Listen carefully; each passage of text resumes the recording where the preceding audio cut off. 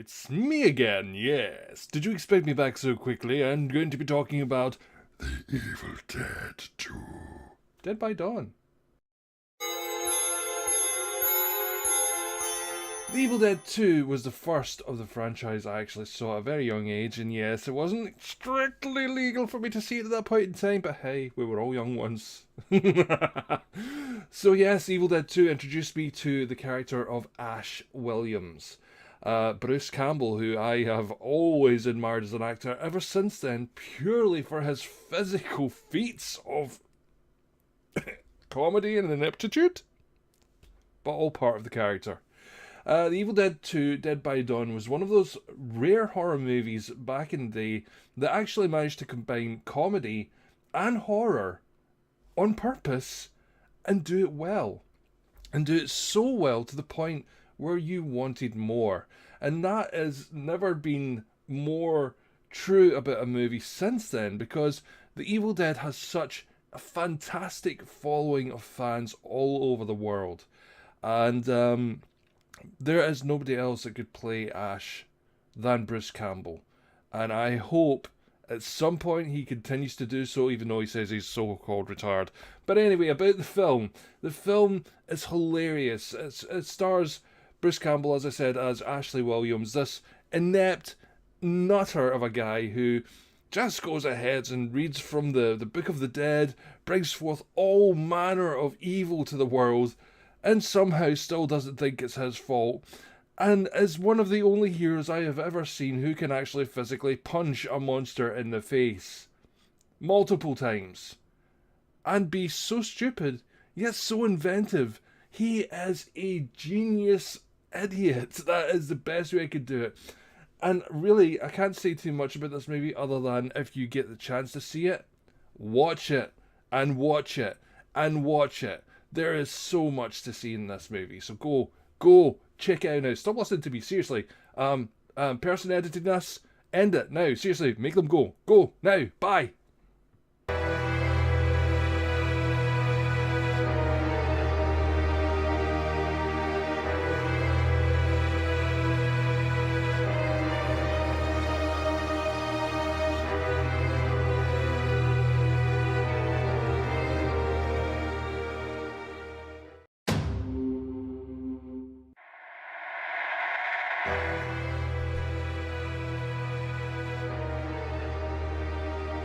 So, hi, I'm here to talk about my favourite horror movie.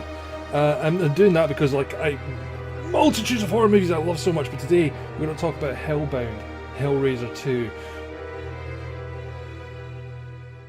Amongst the first of the Hellraiser series I actually saw, I did not see Hellraiser in order, and I don't know if that's a good thing or it's a bad thing. Can you watch them in order? Yes, you can. Do you have to? I don't think so, but Hellbound, Hellraiser 2 just gave everything it needed to. It really did. There was so much information in that film that just made it so cool.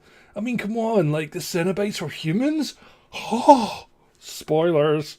Come on, seriously, the film's old enough now. You should be able to have seen this movie by now, but come on. The acting in it, everything was just phenomenal. The one main point of the film, in the first film as well, was the humans were the bad guys. The Cenobites were just there to enforce justice. They were the policemen of the hell world. But yeah, I really, really loved that movie. There was just so much in it. There was so much. The acting was brilliant. The script was really, really good. I don't know what Clive Barker thought of it at the time, but I enjoyed it for what it was. It had gore by the bucketful. It just had everything you could possibly want from a Hellraiser movie. If you guys don't watch anything other than one Hellraiser movie, it would certainly, for me, have to be Hellbound Hellraiser 2. I can't even get my words out. I'm like excited for the movie. It's so damn good. Anywho, yes, go and check it out. I mean, it's got the original gang in it. It's got the Chatterer, the Butterball, Pinhead, of course, and a female Cenobite, as played by Barbie Wilde. And yeah, just honestly, phenomenal movie. Go check it out. Bye!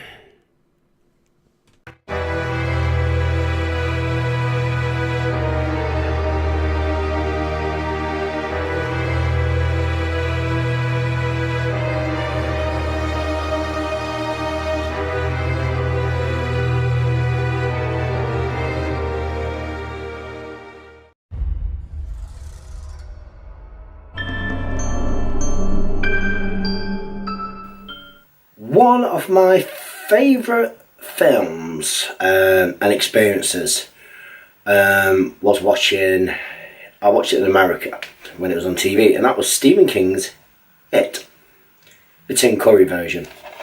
It's been remade and stuff like that. But the 1990 version, the TV movie, it wasn't perfect or anything like that, but it was in 2 parts. It was 3 hours in total, hour and a half each episode sort of thing, and the first episode focused on them as kids sort of thing, and the second half focused on them as adults trying to defeat the evil clown Pennywise, who's haunting them in their kind of their dreams and their reality sort of thing, and the adults can't see what's going off with Pennywise the clown, or unless they're in denial in Derry sort of thing. Stephen King's It was a scary one, I thought, as a kid at least. Come on, clowns were quite scary, especially seeing Poltergeist and the clown doll sort of thing. But with Stephen King's It, for me, when I watched it first in Florida, I wouldn't go to bed at night. If I did, I'd jump into bed watching like the corner of your eye, kind of watching the shadows at night sort of thing. And yeah, Pennywise the Clown, that makeup with Tim Curry, which he did in, he was always under makeup in films, and he had that smile, that laugh, like in films like Legend, for example. But in Stephen King's It, based upon the novel sort of thing, I did find that film quite eerie, scary sort of thing as a kid. I was only about 10 or 11 or something like that when I first watched Stephen King's It in 1990, when I was in Florida, when it was on television sort of thing. It's been overdone, the clown thing, ever since sort of thing, but like Stephen King's It, the original, can't go too far wrong. But Stephen King's It, the clown makeup, the coming of adolescence for the kids, so there was something to relate to sort of thing at that age, like the children sort of thing. God rest Jonathan Brandis as well, of course, from who played Bill, Stuttering Bill sort of thing, and Stephen King's It.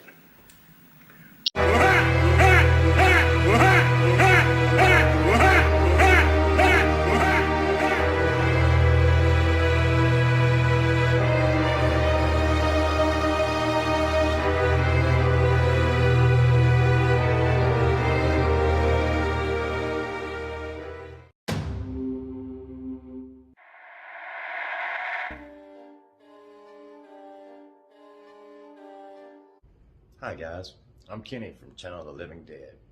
My friend John, aka Mr. Shelton TV2, recently asked me to record a quick video talking about a particular film. Since I'm a die-hard George Romero fan, I decided to pick one of his lesser-known films. So I went with 1977's Martin. Martin is an awesome film that gets nowhere near the credit or recognition that it deserves. When you think of George Romero, usually it's zombies that come to mind. But Martin, he kind of went the other direction and made a vampire flick. What I really like about it is the ambiguity of the entire film. Is he a vampire or isn't he? I'm not going to give away the whole film, so if you really want to know, you're probably going to have to watch it for yourself. But I will say that it feels very much like a Romero flick. Like a lot of George's other films, it features John Amplas and George's former wife, Christine Forrest Romero, and it may be his best non-zombie flick ever, other than maybe The Crazies.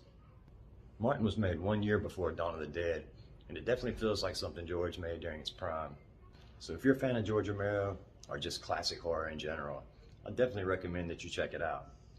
Once again, I'm Kenny from Channel of the Living Dead, and I'm out.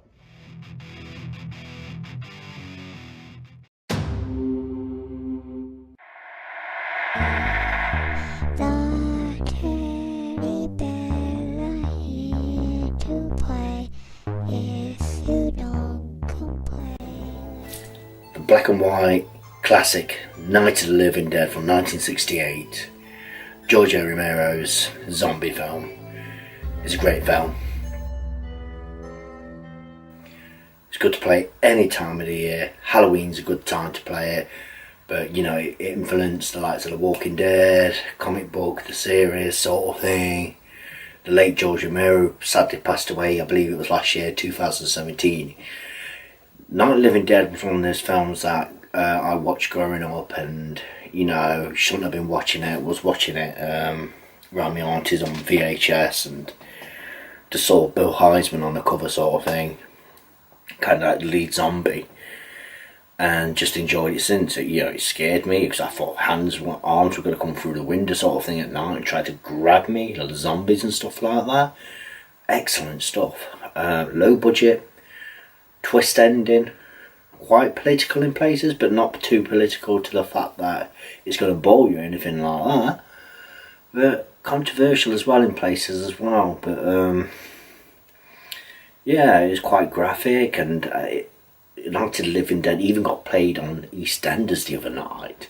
It even got played on the soap opera EastEnders. Some kids were watching it when they shouldn't be watching it themselves, and clips were shown, sort of thing, and like seeing Bill Heisman and zombies going after Judy, sort of thing. We got Ben, the lead character, sort of thing, played by Dwayne Jones, late Dwayne Jones, sort of thing. This film was from 1968. It was in black and white, not quite in colour yet or anything like that because of the low budget and everything like that, I believe.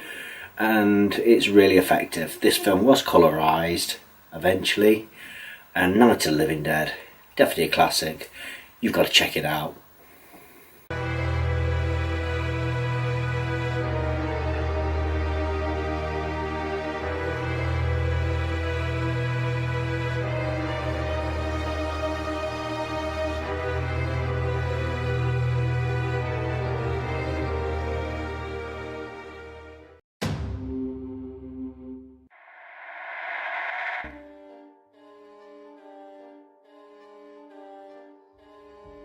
Hey y'all, it's Andy, the Bohemian Celt, here with Gabbanya!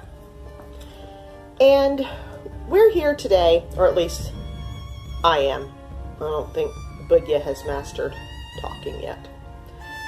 Here to talk to you today about one of my favorite movies, and that is the 1990 remake of Night of the Living Dead.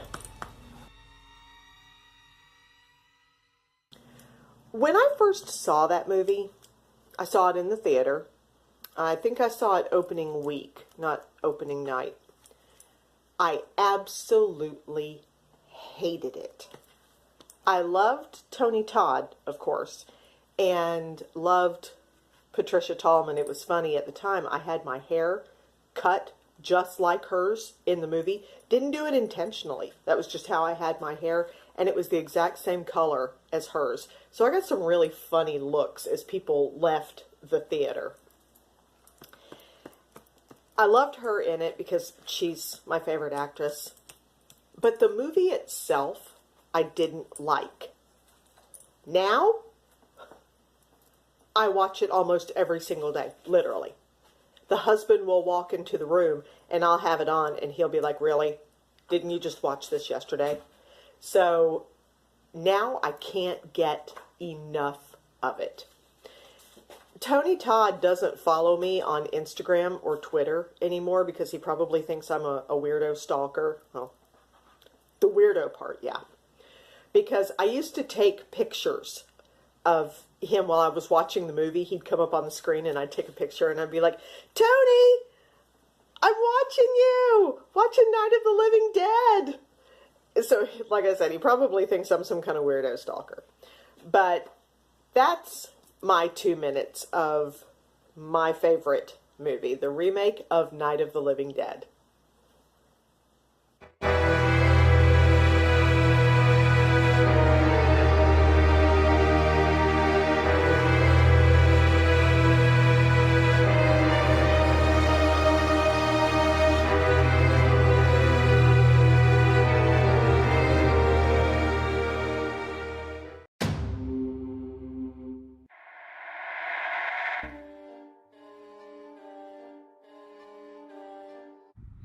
Hello, this is Horror Retrospective doing a bite-sized review for 1989's Pet Semetary. This has been a longtime favorite film for me. It's definitely a very strong story in my opinion. I love this love story dynamic between the young couple, and unfortunately just all this bad stuff happens to them when ironically they had moved to a place in order to get a new beginning.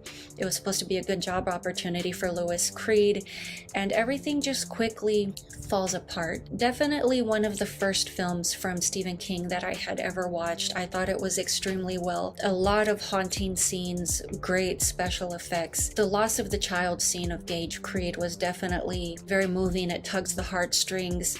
And then, of course, Louis Creed goes to revive his child, and things just get worse from then on. So all of the trouble begins when Louis Creed's neighbor, Judge Crandall, teaches him about this mysterious pet cemetery that brings dead things to life. So in order to spare Ellie Creed, the daughter, the loss of her favorite childhood pet, they bring this creature back to life, and it's just not the same.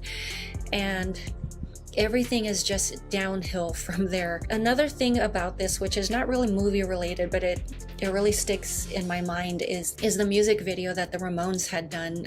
I Don't Want to Be Buried in a Pet Cemetery. That definitely, even though campy and cheesy, it's kind of chilling itself, all these zombie people rising up out of the ground. But these are my quick thoughts on the film, and I will talk to you guys later.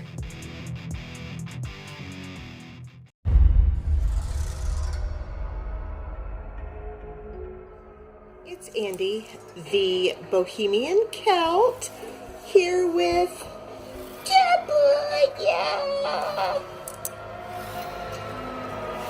Here today to talk about my experience with Hollywood monsters. Growing up with the old-time Hollywood movies. That was all I watched growing up, because that was really kind of all they had at the time. I started watching horror movies at age 5, and that I remember. I was probably watching them sooner than that, but what I remember, age 5. And I remember my dad telling me a story about how the film, the original, not the John Carpenter version, but the original film, The Thing, scared he and his friends so badly that they had to knock on an old man's door on the way home that they knew and ask him to walk them home. That's the kind of stories legends are made from.